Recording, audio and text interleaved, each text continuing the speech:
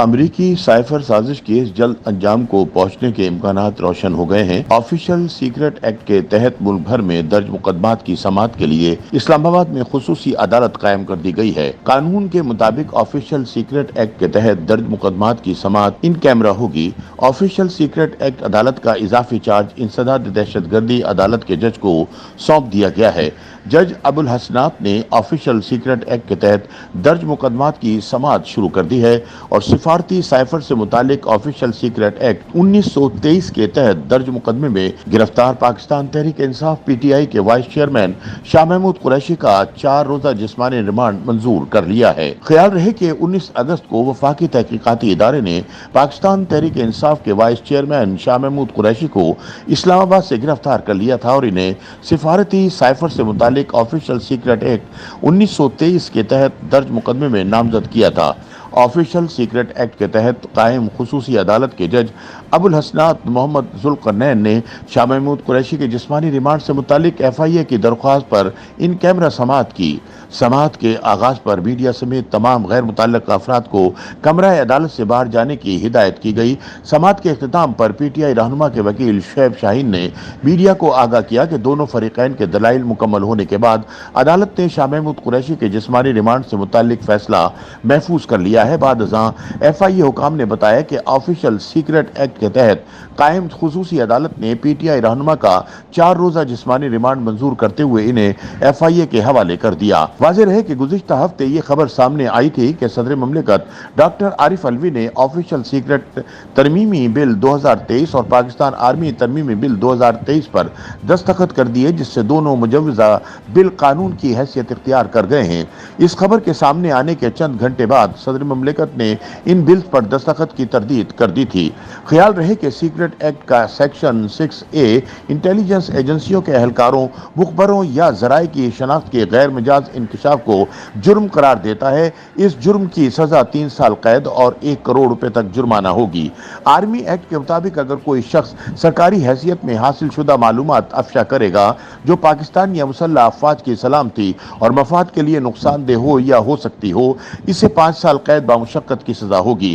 Act میں شامل ترامیم army chief کو مزید اختیارات دیتی ہیں اور سابق فوجیوں کو سیاست میں شامل ہونے یا ایسے منصوبے شروع کرنے سے روکتی ہیں جو فوج کے مفادات سے متصادم ہو سکتے ہیں۔ اس میں فوج کو بدنام کرنے پر قید کی سزا بھی تجویز کی گئی۔ آرمی ایکٹ کے مطابق کوئی بھی فوجی اہلکار ریٹائرمنٹ، استعفے یا ملازمت سے برطرفی کے 2 برس بعد تک کسی سیاسی سرگرمی میں حصہ نہیں لے گا۔ یاد رہے کہ 2 روز قبل وفاقی تحقیقاتی ادارے نے پاکستان تحریک انصاف کے وائس چیئرمین شاہ محمود قریشی کو اسلام آباد سے گرفتار کر لیا تھا اور انہیں سفارتی سائفر متعلق آفیشل سیکرٹ ایکٹ 1923 کے تحت درج مقدمے میں نامزد کر دیا تھا۔ خیال رہے کہ ایف آئی اے کی جانب سے درج ایف آئی آر میں شاہ محمود قریشی کو نامزد کیا گیا اور آفیشل سیکرٹ ایکٹ کی دفعات 5 معلومات کا غلط استعمال اور 9 کے ساتھ تعزیرات پاکستان کی سیکشن 34 کے تحت مقدمہ درج کیا گیا۔ ایف آئی آر میں کہا گیا ہے کہ 7 مارچ 2022 کو اس وقت کے سیکرٹری خارجہ کو واشنگٹن سے سفارتی سائفر موصول ہوا۔